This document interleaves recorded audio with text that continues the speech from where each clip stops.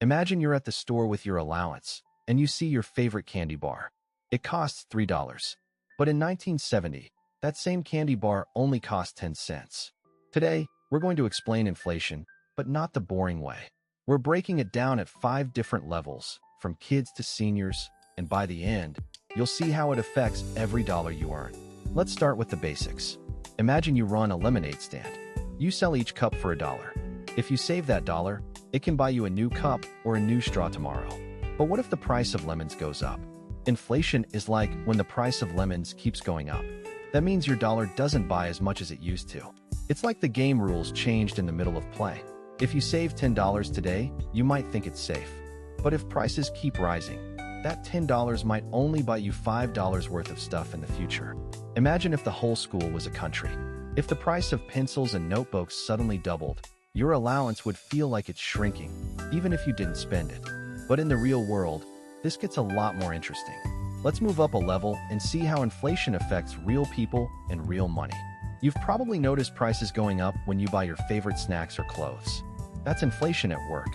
It's not just about candy bars, it's about everything you buy. In the 1970s, inflation in the United States was so high that prices went up by an average of 7% every year. That means your savings were losing value fast. If you saved $100 in 1990, it would only be worth about $50 today. That's because of inflation. Your money is shrinking in value over time. The average price of a loaf of bread has tripled in 50 years. That means your parents or grandparents paid a lot less for the same thing you buy today. Now let's see the machinery behind all of this. How inflation works at a bigger scale. Inflation isn't just about prices, it's about the whole economy. Countries like the United States have seen inflation rise and fall over the years, shaping how people live and work. In the 1970s, the US had an average inflation rate of 7% per year. That means prices were rising fast, and people were struggling to keep up with the cost of living. Economists like Milton Friedman argued that inflation is always a monetary phenomenon, meaning it's tied to how much money is in the economy. In the 1980s, the US government took steps to control inflation, like raising interest rates. That helped bring prices under control, but it also caused a recession. Debate still rages today. Should governments print more money to help the economy, or should they keep inflation low to protect savings? Now let's see how this plays out in real life, for adults, businesses, and governments. For adults, inflation means your savings are slowly losing value. If you don't earn more or invest, your money won't keep up with rising prices. A dollar today only buys about 30 cents worth of goods compared to 20 years ago. That's why people talk about the importance of investing and growing your money. Businesses also feel the effects of inflation.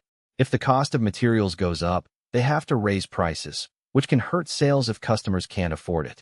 Governments use tools like interest rates and money printing to manage inflation. But these tools come with trade-offs, like slower economic growth or higher unemployment. Today, inflation is rising again in many countries. That means your savings are at risk, unless you take action. And finally, the lesson that only decades of experience can teach.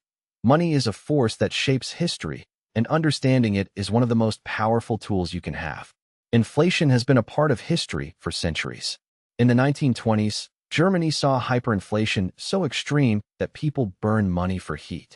Over time, we've seen how inflation affects not just prices, but trust in money itself. That's why stable economies are so important. What history teaches us is that money is not just about numbers. It's about people, choices, and the systems we build. Today's trends, like rising prices and digital money, will shape the future for generations to come. What will that future look like? Let's go back to the beginning, a lemonade stand. That simple idea led us all the way to the global economy. Money isn't just about numbers. It's about choices, history, and the future. Which level changed how you think about money?